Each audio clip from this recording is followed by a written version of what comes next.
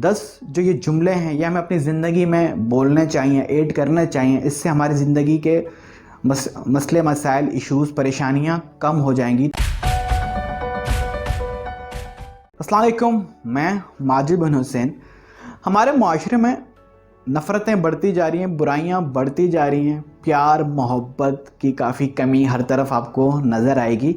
तो आज जो मैंने एक बुक सेलेक्ट की है जिसकी समरी मैं आपसे शेयर करूंगा, ये बुक है 10 powerful phrases by Richard Davis की बुक है। इसकी मैं समरी आपसे शेयर करूंगा कि ये 10 जो ये जुमले हैं ये हमें अपनी ज़िंदगी में बोलने चाहिए, ऐड करने चाहिए। इससे हमारी ज़िंदगी के मसले मसाइल, इश्यूज़, परेशानियाँ कम हो जाएंगी। तो पहले नंबर पे जो पॉइंट है वो ये है कि आई एम रॉन्ग, मैं गलत हूँ।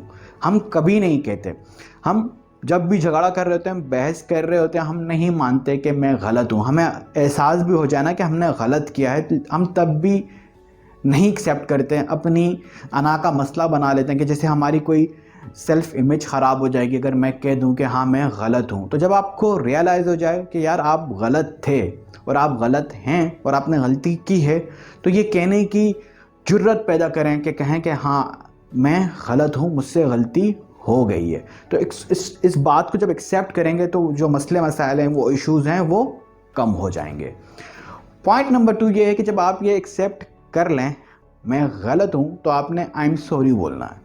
ठीक है, अक्सर हमें लड़ाई झगड़ों के बाद, बहस के बाद ये एहसास हो जाता है कि हाँ मैं गलत हूँ, लेकिन हम सॉरी नहीं बोलते। तो हमें सॉरी बोलने की आदत होनी चाहिए कि जब भी हमें पता चले कि यार मैं गलत था, मैंने फजूल में बहस की है, तो हम सॉरी बोलने की आदत डालें कि यार आई एम सॉरी, मुझसे गलती हो गई है। और दूसरी बात यह है कि जब भी देखें आपके पास कोई शख्स सॉरी बोलने आया ना, तो सॉरी को फ़ौरन एक्सेप्ट कर लिया करें। सॉरी वैसे ही दुनिया का मुश्किल तरीन कामों में से एक काम है कि वैसे ही नहीं बोला जाता। और फिर आपके पास एक शख्स पूरी ताकत जमा करके आपके पास आता है और आपसे कहता है आई एम सॉरी, और आप एक्सेप्ट नहीं करते, आप मानते नहीं हैं। तो कोई शख्स आपके पास आके कहे सॉरी, तो उसे फ़ौरन एक्सेप्ट कर लें, मुश्किल काम को और मुश्किल ना बनाएं। इस बुक का तीसरा पॉइंट यह है कि यू कैन डू इट, यानी तुम कर सकते हो। ये जुमला ख़ास तौर से उन लोगों को बोला करें जो कोई बड़ा काम कर रहे हैं, किसी बड़े गोल के ऊपर जो है ना वो अपनी ज़िंदगी उन्होंने सर्व कर रहे हैं, लगा रहे हैं, टाइम दे रहे हैं। तो उनको ये बोला करें कि यू कैन डू इट। मैंने सिर्फ ये चीज़ें सिर्फ मूवीज़ में देखा है, मुझे रियल लाइफ में, रियलिटी में कहीं सुनने को, देखने को नहीं मिली। मुझे मूवीज़ में देखने को मिला है कि कोई हीरो है और वो किसी मिशन पर है, वो कोई काम करना चाह रहा है या वो कोई चीज़ अचीव करना चाह रहा है, तो उसके फ्रेंड्स, उसके फैमिली, उसके दोस्त वो उसे सपोर्ट करते हैं कि हर तरीक़ा का जो है ना उसे साथ दे रहे होते हैं कि यार तुम कर सकते हो, तुम कर जाओगे। किसी भी तरह की अगर मूवी है और किसी भी तरह की अचीवमेंट है, तो उसमें जिस तरह की साथ देने की ज़रूरत है वो साथ दे रहे होते हैं। लेकिन रियल लाइफ में मुझे ये चीज़ें नज़र नहीं आती। तो एक चीज़, एक आदत बनाएं कि जो शख्स किसी बड़े मिशन पर है, कोई बड़ा गोल किसी ने क्रिएट किया हुआ है, तो उसे चलते फिरते बोला करें यू कैन डू इट, तुम कर जाओगे। चौथा पॉइंट है आई बिलीव इन यू। ये जुमला ख़ास तौर से बच्चों से कहा करें, ख़ास तौर से उस बच्चे से कहा करें जिसके मार्क्स अच्छे नहीं आते, जो फेल हो रहा है, जो फेल हो गया है, उस बच्चे से ज़रूर कहा करें आई बिलीव इन यू। हमें पता है कि तुमने मेहनत की होगी और तुम मेहनत करते हो। अच्छे मार्क्स आना, पोजीशन लेना बेटा ज़्यादा इम्पोर्टेंट नहीं है। इम्पोर्टेंट तो ये है कि तुम नॉलेज लो, तुम खुद को एजुकेट करो, तुम चीज़ें समझो। मार्क्स कम ज़्यादा आते रहते हैं, इसकी कोई परवाह नहीं। आई बिलीव इन यू कि तुम एक काबिल इंसान बन जाओगे और तुम मेहनत करोगे तो ये सारी चीज़ें जो तुम सोच रहे हो वो तुम हासिल कर लोगे। तो अपनी आदत बनाएं आई बिलीव इन यू उन लोगों को बोलने के लिए जो खुद को फेलियर समझ रहे हैं, जो खुद को नाकाम समझ रहे हैं, जिनके रिजल्ट गलत आ गए हैं, उनसे कहा करें आई बिलीव इन यू। पांचवा जुमला है I am proud of you. ये जुमला स्पेशली वालिदैन से कहना चाहिए। आजकल के बच्चे वालिदैन को बड़ा सता रहे हैं, बड़ा तकलीफ़ में वो लेकर आए हुए हैं। लेकिन ये जुमला ख़ास तौर से वालिदैन से कहा करे कि I am proud of you. मुझे फ़ख्र है कि आप मेरे वालिदैन हैं, आप मेरी माँ हैं, आप मेरे बाप हैं, आप मेरे वालिद हैं। और ये जुमला कहा करें, मियाँ बीवी को चाहिए कि वो एक दूसरे से कहा करें कि I am proud of you, मुझे फ़ख्र है कि तुम मेरी बीवी हो, मुझे फ़ख्र है कि तुम मेरे शोहर हो। तो इससे आप उस शख्स को फ़ील करवाते हैं कि वो एक ख़ास, वो एक इम्पोर्टेंट बंदा है जो आपकी लाइफ में है। इस बुक का अगला पॉइंट ये है थैंक यू। हमें थैंक यू बोलने की आदत नहीं है। अक्सर लोग बहुत कुछ कर जाते हैं तो हमें चाहिए कि हम उन्हें थैंक यू कहें।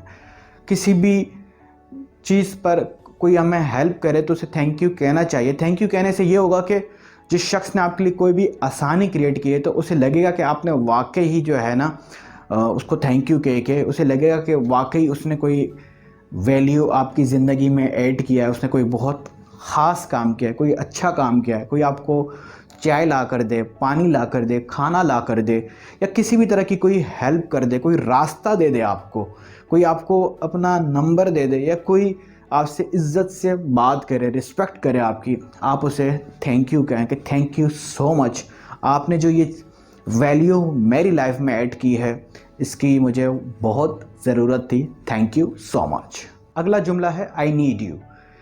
आई नीड यू बोलने की आदत डालें। आई नीड यू जब आप बोलेंगे तो इससे ये फीलिंग आएगी कि वो बंदा, वो चीज़, वो लोग आपके लिए इम्पोर्टेंट है और हर बंदा चाहता है कि उसे चाहा जाए, उसे जो है ना सराहा जाए। आई नीड यू बोला करें कि तुम्हारी वजह से बहुत सारे काम मेरे ठीक हो रहे हैं, अच्छे हो रहे हैं। आई नीड यू शोहर को चाहिए कि अपनी वाइफ को कहा करे, वाइफ को चाहिए कि अपने शोहर को बोले, सास को चाहिए कि बहू से कहे कि आई नीड यू, बहू को चाहिए कि सास से कहा करे कि आई नीड यू। ये जो रिलेशंस हैं जितने भी, जो काफ़ी कॉम्प्लिकेटेड हो गए हैं, हम किसी का एहसान मानने को तैयार ही नहीं है कि कोई शख्स हमारी ज़िंदगी में वैल्यू ऐड कर रहा है, उसकी वजह से काफ़ी आसानियाँ क्रिएट हुई हुई हैं।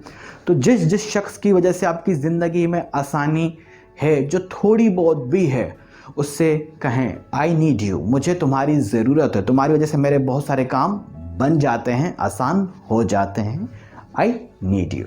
अगला पॉइंट यह है आई ट्रस्ट यू।